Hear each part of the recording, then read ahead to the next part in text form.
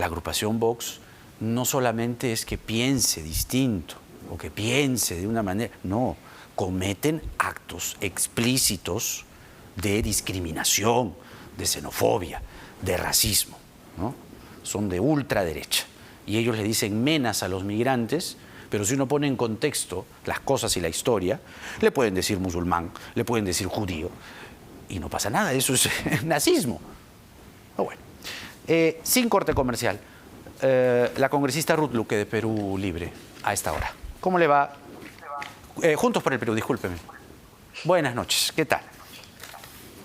¿Qué tal? ¿Cómo está? Buenas noches, efectivamente, de la bancada Juntos por el Perú. Sí.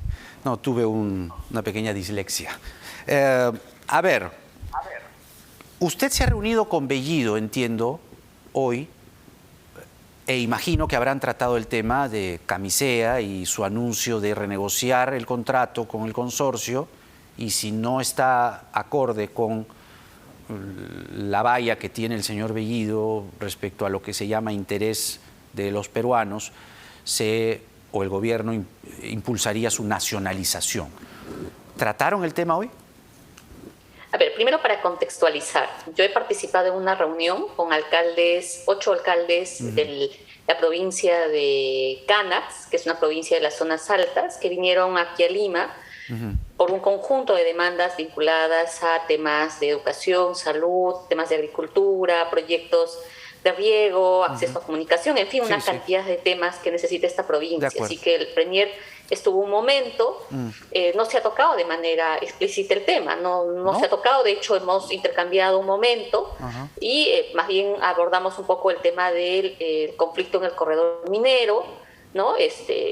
Bueno, mi insistencia fue que debemos sí o sí insistir con el diálogo, porque creo que es el único mecanismo para abordar el tema de los conflictos. No es que hemos entrado al tema del gasoducto. Pero no pensó, digamos, es una pregunta, digamos, que brota de la curiosidad, más aún, no pensó tratar el tema, digo, porque más aún usted es representante del Cusco, usted es cusqueña, y Camisea toca directamente a su región. No trató el tema, no le consultó ni siquiera informalmente a Bellido por lo que estaba diciendo, haciendo. No, como le digo, el Premier nos recibió un momento, luego estuvo en la reunión el viceministro de Gobernanza, porque él estaba en otra reunión. Entonces no permitió que hubiera, digamos, un mayor intercambio, como probablemente si se hubiera dado la oportunidad hubiéramos dialogado, ¿no? Así que usted no ha habido un mayor abordaje por el tema. ¿Y a usted qué le parece lo que ha hecho Bellido? No porque de plano o per se uno diga ¡qué mal! De frente, ¿no? Sino digamos, el pensar en una estrategia de renegociación. Se renegocian contratos en todo el mundo todo el día y todos los días. El tema es la forma, ¿no? Es decir, cuando tú negocias o renegocias un contrato, eres el primer ministro, escribes en el Twitter y dices, y si no aceptan lo que nosotros estamos llevando, nacionalizamos el recurso. ¿Le parece la forma?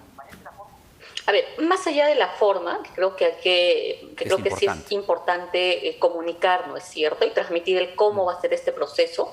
Yo sí me quisiera centrar sobre algunos temas que me parece fundamentales abordarlos. Hay un debate que se ha abierto sobre la necesidad de una renegociación. Yo quiero señalar que han pasado más de 3 décadas, quizá un poquito más, desde que se anunció las reservas de gas de Camisea. Y hasta ahora, el sur del país, del lugar donde se extrae este recurso, no podemos utilizarlo de manera directa para beneficio. Y durante todo este largo periodo lo que han habido son expectativas, compromisos. De hecho, en muchísimas campañas ha surgido el tema, ¿no? En el año 2011, en el año 2016, ¿no? La propia candidata Keiko Fujimori, en fin, distintos candidatos plantearon incluso la necesidad de... No, yo le preguntaba, yo le preguntaba por qué, porque el presidente acaba de venir de los Estados Unidos y les da a los inversionistas del mundo tranquilidad, vamos a respetar a las inversiones, lo que no quiere decir abdicar ante ellas y hacer úcase, ¿no? Nadie está diciendo eso. Sino que hay formas, pues, y las formas no son menos importantes, porque si acaba de hacer un anuncio en los Estados Unidos y el señor Bellido viene desde el Twitter y así nomás alegremente dice, si no te pones en línea de lo que yo te estoy diciendo en público, te nacionalizo. Eso, mire el tipo de cambio. El tipo de cambio volvió a subir hoy día por esa declaración. De acuerdo, pero yo creo que aquí, digamos, el tema es, y creo que luego la declaración que dio el presidente de la República, luego, ¿cierto?, señalando que cualquier tema de renegociación tiene que darse en el marco de las reglas legales vigentes. Claro, pero de ahí no pasó nada, porque el señor Bellido ahora convoca a una reunión en Palacio a las 8 de la noche. Le digo, no pasó nada, solo el tuit del señor presidente, porque ahorita en Palacio el señor Bellido ha convocado a una reunión a todos sus ministros, entiendo yo, se colige para que se alineen a lo que él está planteando. Mira, yo creo que esta reunión que tienen, entiendo que permitirá seguramente dejar con mayor claridad cómo es que se pretende plantear este proceso de renegociación. Como tú bien has señalado, en nuestro país muchísimos contratos se han renegociado y la historia lo que nos ha señalado es que mucho de eso ha venido de parte de la empresa. Normalmente no es el Estado el que ha planteado. Entonces yo creo que esas formas de cómo se va a dar esta renegociación es fundamental. Por lo menos nosotros, quienes en la última campaña planteamos también el tema, levantamos una agenda de una necesaria masificación. Nosotros incluso propusimos la creación de una autoridad nacional de masificación de gas domiciliario, precisamente para que permita, ¿no?, que este recurso, que es esencial, vital, pueda distribuirse especialmente al sur. Yo estoy preparando un proyecto de ley sobre este tema, de hecho, ¿no?, para generar una discusión y crear una autoridad nacional de masificación de gas, porque no es un tema que puede ser manoseado cada vez que uno quiera, ¿no? Yo creo que hay que empezar a abordar de manera clara y con acciones concretas. Mire usted, acaba usted de decir algo que coincidimos plenamente. No se puede manosear y tocar así ligeramente el tema. Lo ha hecho Bellido, manoseando el tema y tocándolo ligeramente. Pero ideas, a ver, creo que nadie estaría en su sano juicio en contra de la masificación del gas. Estamos. Pero hay fórmulas, hay maneras. Colombia tiene una buena salida o aplicó una buena fórmula que consiguió que 10 millones de colombianos y colombianas tuviesen gas. ¿Cómo? El concesionario sigue manejando el consorcio y el gas y el Estado hizo los ductos y los tubos. De esa manera, juntos, se llegó a masificar el gas. ¿Por qué no pensar en estrategias así?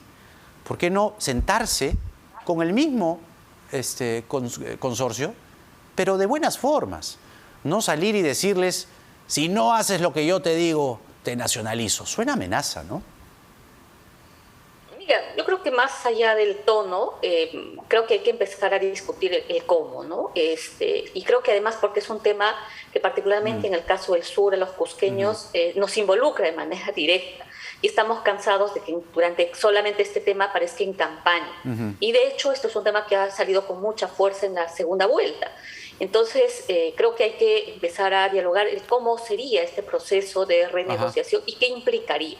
Desde mi punto de vista, creo que una primera cosa es que necesitamos institucionalizar esto, ¿no?